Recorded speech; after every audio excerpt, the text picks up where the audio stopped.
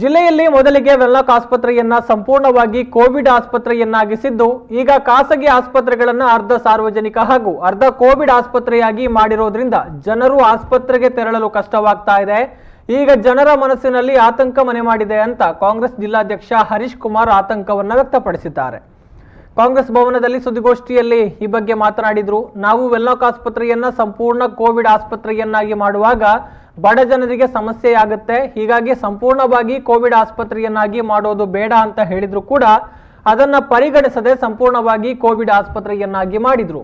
ಈಗ ದಿನದಿಂದ ದಿನಕ್ಕೆ ಸೋಂಕಿತರ ಸಂಖ್ಯೆ ಹೆಚ್ಚಳವಾಗ್ತಾ ಇದ್ದು ಏಕಾಏಕಿ ಖಾಸಗಿ ಆಸ್ಪತ್ರೆಗಳನ್ನ ಕೋವಿಡ್ ಆಸ್ಪತ್ರೆಗಳನ್ನಾಗಿ ಮಾಡಿದ್ದು ಸರಿಯಾದ ನಿರ್ಣಯವಲ್ಲ. ಈ ಬಗ್ಗೆ ಜಿಲ್ಲಾಡಳಿತ ಎಚ್ಚೆತ್ತುಕೊಂಡು ಸಮಸ್ಯೆಯನ್ನ ಬಗೆಹರಿಸಬೇಕು ಅಂತ ಆಗ್ರಹಿಸಿದ್ರು. ಇವತ್ತು ಪ್ರಥಮವಾಗಿ ವೆನ್ಲಾಕ್ ಆಸ್ಪತ್ರೆಯನ್ನ ಕೋವಿಡ್ ಆಸ್ಪತ್ರೆಯನ್ನಾಗಿ ಮಾರ್ಪಾಡು ಮಾಡಿದ್ರು. ಆವಾಗಲೇ ನಾವು ಆಗ ನಮ್ಮನ್ನು ಜನಪ್ರತಿನಿಧಿಗಳನ್ನ ಉಸ್ತುವಾರಿ ಸಚಿವರು ಜಿಲ್ಲಾಧಿಕಾರಿಗಳು ಸಭೆಯನ್ನ ಮಾಡಿ ಚರ್ಚೆಯನ್ನ ಮಾಡ್ತಿದ್ರು. ಆ ಸಂದರ್ಭ ನಾವೆಲ್ಲ ಹೇಳಿದ್ದೇವೆ, ಇಡೀ ಆಸ್ಪತ್ರೆಯನ್ನ ಕೋವಿಡ್ ಆಸ್ಪತ್ರೆ ಮಾಡಿದರೆ ಬಡವರು ಮತ್ತು ಉಳಿದ ರೋಗಿಗಳು ಅವರ ಗತಿ ಏನಾಗಬೇಕು ಅನ್ನುವಂತ ವಿಚಾರವನ್ನ ಆಗ್ಲೇ ಜಿಲ್ಲಾಡಳಿತ ಗಮನಕ್ಕೆ ತಂದಿದ್ದೆವು.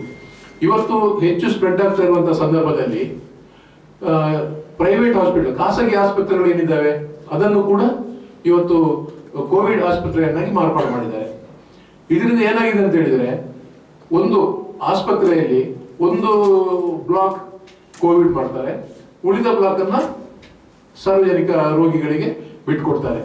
ಈ ರೋಗಿಗಳು ಆತಂಕದಲ್ಲಿ ಬದುಕುವಂತ ಸಂದರ್ಭ. ಒಂದು ಹಾಸ್ಪಿಟಲ್ ಕ್ಯಾಂಪಸ್ ನ ಒಳಗೆ ಎರಡು ಹಾಸ್ಪಿಟಲ್, ಒಂದು ಕೋವಿಡ್ ಹಾಸ್ಪಿಟಲ್, ಒಂದು ಜನರಲ್ ಹಾಸ್ಪಿಟಲ್ ಇದ್ರೆ ಜನರು ಹೆದರಿಕೊಂಡು ಅಲ್ಲಿ ಹೋಗ್ಲಿಕ್ಕೆ ಬಹಳಷ್ಟು ಗಮನವನ್ನ ಹೆದರುವಂತ ಪರಿಸ್ಥಿತಿ ಬರಬಹುದು. ಜುಲೈ 2ರಂದು ಕೆಪಿಸಿಸಿ ಅಧ್ಯಕ್ಷರಾಗಿ ಡಿಕೆ ಶಿವಕುಮಾರ್ ಹಾಗೂ ಕಾರ್ಯಾಧ್ಯಕ್ಷರುಗಳಾಗಿ ಈಶ್ವರ್ ಖಂಡ್ರೆ, ಸತೀಶ್ ಜಾರಕಿಹೊಳಿ, ಸಲೀಂ ಅಹಮದ್ ಅವರು ಪ್ರಮಾಣ ವಚನವನ್ನು ಸ್ವೀಕರಿಸಲಿದ್ದು ಪ್ರತಿ ನಗರದಿಂದ ಹಳ್ಳಿಯ ತನಕ ಎಲ್ಲ ಕಡೆಗಳಲ್ಲೂ ಕೂಡ ಟಿವಿ ಮೂಲಕ ಪ್ರಸಾರಕ್ಕೆ ವ್ಯವಸ್ಥೆಯನ್ನ ಮಾಡಲಾಗಿದೆ.